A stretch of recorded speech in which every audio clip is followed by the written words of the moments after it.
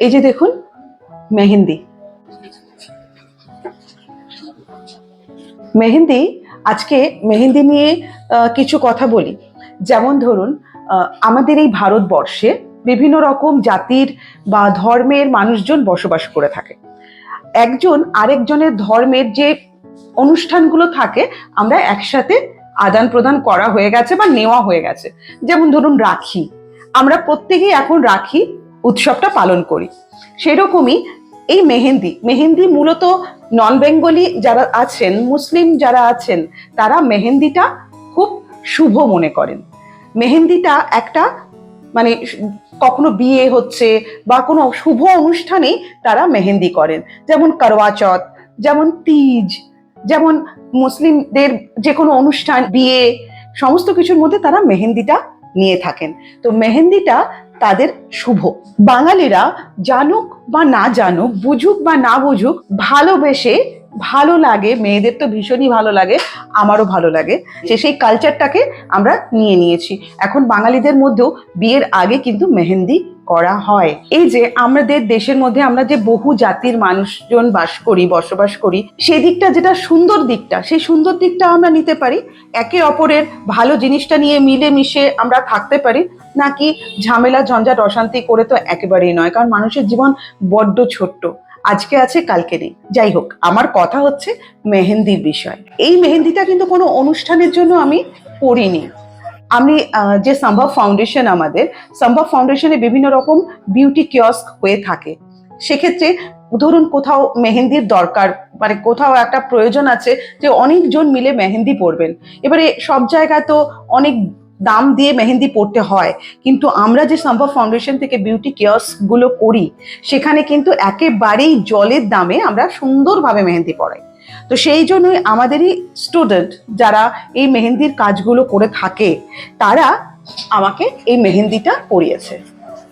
এই মেহেন্দিটা পড়েছে। বিভিন্ন আরো অনেক অনেক ডিজাইন থাকে আমাদের মেহেন্দির।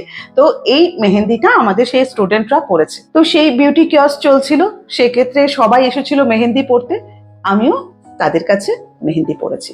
তাই আপনারা যারা মনে করছেন যে মেহেন্দি কার কাছে পরবো, আপনাদের মেহেন্দির অনুষ্ঠান আছে, আপনাদের বিভিন্ন তিজ আছে, সমস্ত রকম বিয়ে বাড়ি আছে, বা রাখি আছে, বা করওয়া চৌথ আছে, মেহেন্দি কোথায় পরবো ভাববেন না, চট করে আমাদেরকে একটুখানি জানিয়ে দেবেন। আমরা আমাদের মেয়ে নিয়ে সুন্দর সুন্দর ডিজাইনের মেহেন্দি আপনাদেরকে করে দিয়ে আসবো, তাও আবার খুবই কম খরচায়, যেটা আপনারা ভাবতেও পারবেন না। যাই হোক, এতে কি হচ্ছে, ওই যে আমাদের সম্ভব ফাউন্ডেশনে যেসব মেয়েরা, তারা কিছু রোজগারপাতি করলো, এঙ্গেজ থাকলো, আর তারা তাদের যে সুন্দর হাতের কাজ সেটাও আপনাদের সাথে এক্সচেঞ্জ করতে পারলো। মেহেন্দি যে কালচারই হোক, নন বেঙ্গলি ইয়া বেঙ্গলি ইয়া মুসলিম, আমাদের সবার মন জয় করেছে, সবার মনে জায়গা করে নিয়েছে এই মেহেন্দি।